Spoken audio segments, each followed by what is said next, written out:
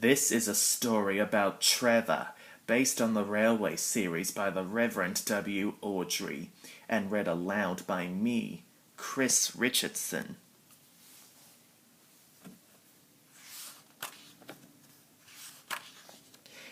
This is a story about Trevor the traction engine. He was going to be broken up for scrap, but then he met Edward, who was determined to find his new friend a home. The Fat Controller works his engines hard, but they are very proud when he calls them really useful. "I'm going to the scrapyard today," Edward called to Thomas. "What, already? You're not that old," replied Thomas cheekily. Thomas was only teasing.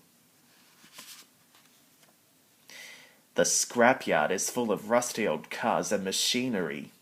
They are broken into pieces, loaded into trucks, and Edward pulls them to the steelworks where they are melted down and used again.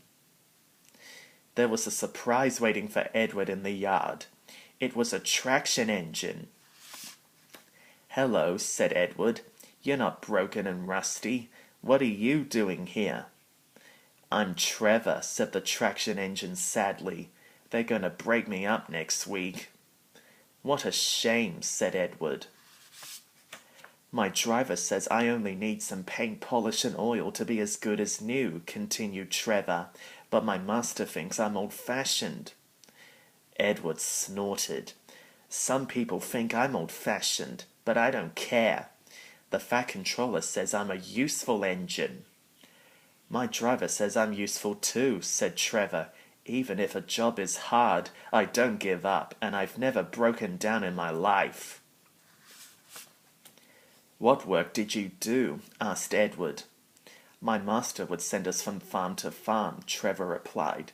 "We threshed corn, hauled logs, and did lots of other work. The children loved to see us." Trevor shut his eyes, remembering. "I miss the children," he sighed. Edward set off for the station. "Broken up, what a shame! Broken up, what a shame!" he clanked. "I must help Trevor, I must." Edward thought of all his friends who liked engines, but he knew none of them would have room for a traction engine at home. It's a shame, he hissed. As Edward pulled into the station, there, standing on the platform, was the vicar. "Hello, Edward. You look upset," he said. "What's the matter, Charlie?" he asked Edward's driver. "There's a traction engine in the scrapyard, Vicar," the driver replied. "He'll be broken up next week. Jem Cole says he's never driven a better engine." "Do save him, sir," said Edward. "He's a very useful engine. He can carry wood and give children rides." "We'll see," replied the vicar. Jem Cole came to the scrapyard on Saturday. "The Reverend is coming to see you, Trevor," he said. "Maybe he'll buy you." "Do you think he will?" asked Trevor hopefully. "He will when I've lit your fire and cleaned you up," Jem told him. The vicar and his two boys arrived that evening. "Show us what you can do, Trevor," said the vicar. Trevor chuffed round the yard. He hadn't felt so happy for months. Later, the vicar came out of the office smiling. "Trevor is coming home with me, Jem," he said.